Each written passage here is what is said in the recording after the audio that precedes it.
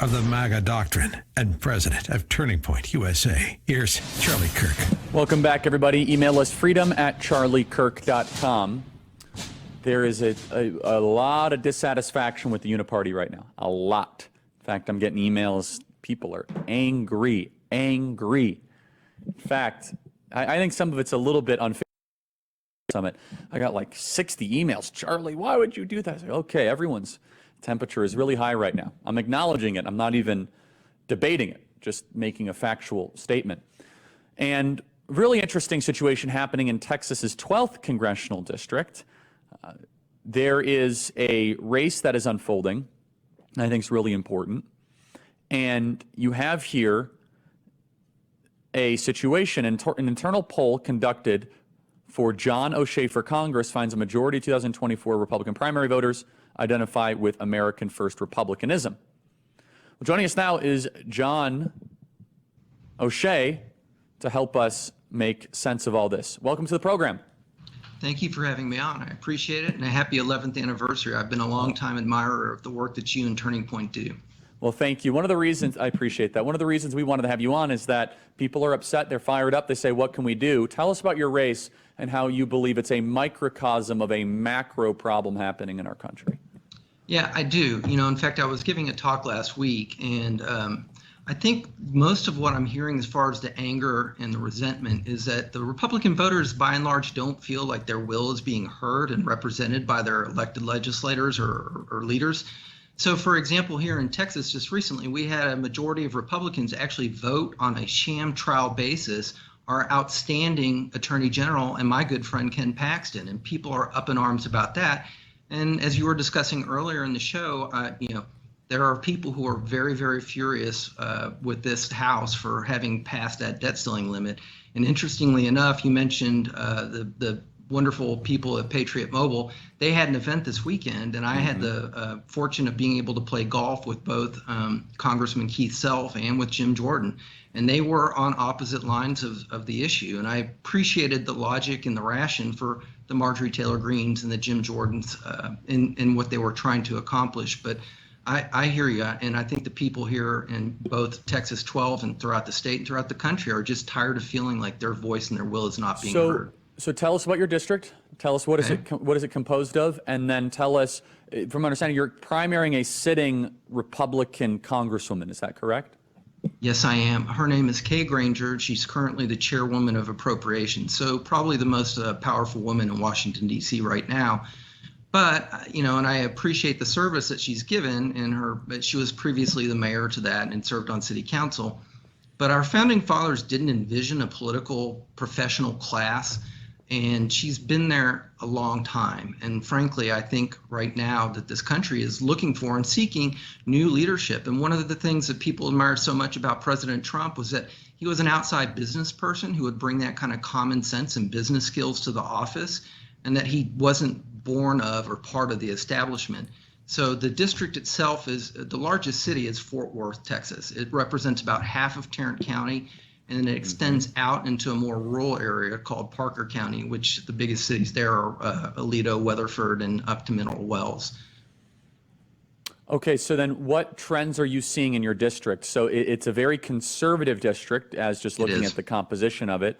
It involves Weatherford, Texas, which is some very conservative folks, White Settlement, Carter. I mean, these are some pretty right-wing areas. So tell us about the composition of the district ideologically and why you think your ideas are a better fit for this district. Yeah, well, you know, it's interesting. I have just recently gotten involved on a grassroots basis politically. I was like a lot of people throughout the country, just enjoying my life and taking care of my family and, you know, trying to serve my community in different ways. But as I've gotten involved, because basically I frankly, as I term it, I used to consider myself a conservative, but I don't think there's anything left to conserve anymore. So now we need to be restorers of our constitutional God-given rights.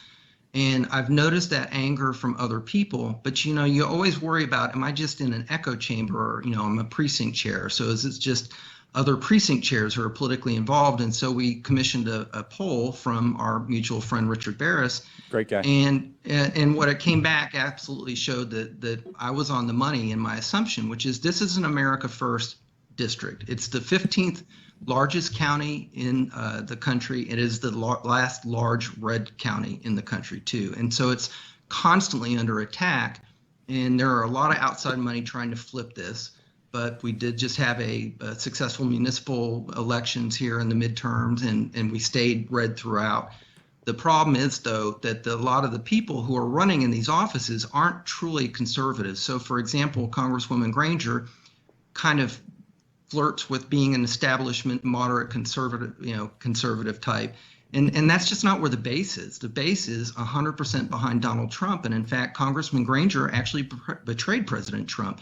She was very dismissive and just outright hostile towards him when he first ran for office. And then he actually endorsed her in her first big primary challenge for the 2020 election because he needed her vote, obviously, for the impeachment hearing.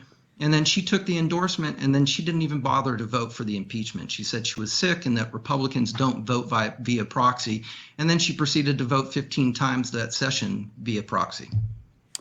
So the grassroots is fired up. Yep. You know, there's probably going to be you're going to be up against a lot. What is the process? What is the timeline? And then talk about, you mentioned this briefly, and I've been outspoken on this. What is the latest with the Ken Paxton situation? It's gaining a lot of national headlines, has some people very confused. What's going on in Texas? Well, it'd be interesting to see just exactly how many of the people in the legislature right now are accepting money from pharma. But I don't think it's coincidental that Ken has been the most effective attorney general in pushing back on these unconstitutional attacks by this current regime in the White House. And, most recently, he was looking into both the vaccines and, whether or not there was any legitimacy about the concerns and their, possible fraud for stating that they were safe and effective. And then he also just recently started investigations into a couple of hospitals for the gender mutilation surgeries of the minors. And that's something that was very prominent in the legislative session this time. So, the issues that are at hand, and I actually have some personal knowledge because Ken and I have been friends for 20 years, that the first time they went after him, they really, pardon the pun, but trumped up the charges. And, he shares a lot in similarity with President Trump, and that's why they're strong allies. But they went after him. They actually they court shopped it. They judge shopped it. They transferred it from McKinney County to my county, Tarrant County. They got that judge conflicted. They then transferred it to Harris County. He had a Democrat judge who ruled in his favor. It got appealed to a Democrat appellate court, ruled in his favor, and then they appealed it up to the Criminal Court of Appeals, which is a little unique in the state of Texas. All Republican justices on that court, and they've just sat on it so they can say that he continues to remain under impeachment. Well, another dust-up happened about 3 years ago, and he had been under investigation by the Merrick Garland Department of Justice.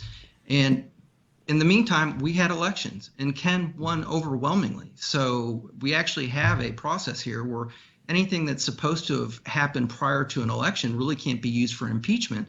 But this current House of Representatives, again, Republicans who really are not Republicans, but just run because they know they can't win as a Democrat, and they lie to the voting public, went ahead and trumped up a emergency 48-hour kangaroo court that they just kind of did behind closed doors. There was no transparency.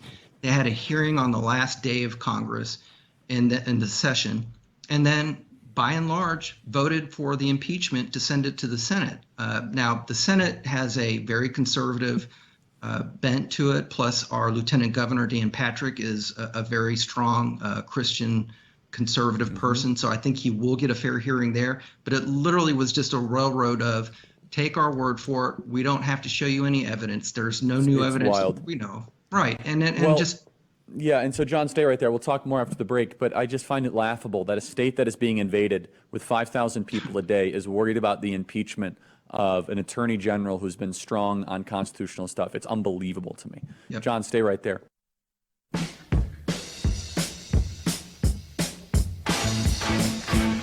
Welcome back, everybody. Email us freedom@charliekirk.com. John O'Shea is with us. He is mounting a challenge of a incumbent Republican in the 12th Congressional District outside of Fort Worth, Texas. Great people out there.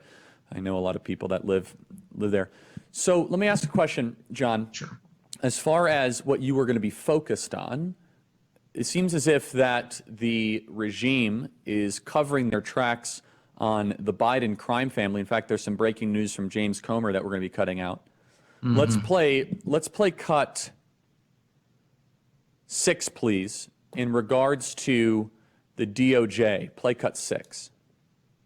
This corruption scheme has been going back to the time that Joe Biden was vice president. But what's really alarming about this is, as we know, the FBI has a mole in there that's advising Hunter Biden as to the investigations by the name of One Eye, which, in saying it, it sounds like it's something out of a James Bond movie, but unfortunately it's true. With the amount of evidence that's coming forward, it's scary to think that this guy that's currently sitting in the White House has become this corrupt, and it's really only doing one thing, and that's aiding and abetting the Communist Chinese Party.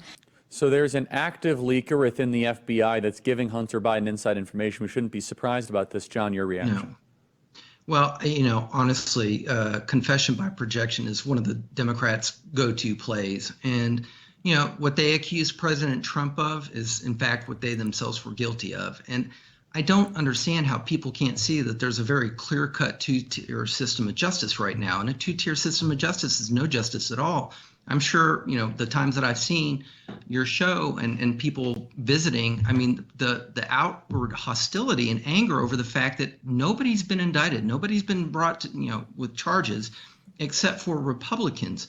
They can rush through criminal charges on George Santos, and yet they've sat on this information about the Biden crime family for the last 3-4 years. I mean, it's just, if nothing else, their brazenness at least has unmasked them, and now most people are awake, if not woke. I want to play cut 28. James Comer with some breaking news. FBI officials confirmed that the unclassified FBI-generated record has not been disproven and is currently being used in an ongoing investigation. At the briefing, the FBI again refused to hand over the unclassified record to the custody of the House Oversight Committee, and we will now initiate contempt of Congress hearings this Thursday. Given the severity and complexity of the allegations contained within this record, Congress must investigate further. Congress must investigate further, and he confirms that this was all about Vice President Biden pay-for-play bribery scheme with a foreign national. John, in closing, your final reaction. It's not shocking. I mean, the only thing I ask is that they actually do hold them in contempt and actually get something done with it. If you're Dr. Peter Navarro or if you're Steve Bannon and you rely on executive privilege and then they go ahead and shackle you and bring you into court, the same needs to be done for the opposite side as well. I mean, it's just time for people to see fair and equal treatment across the board. Likely will not happen. John O'Shea, thank you so much for joining us, and best of luck. Thank you. Thank you, Charlie. I appreciate it.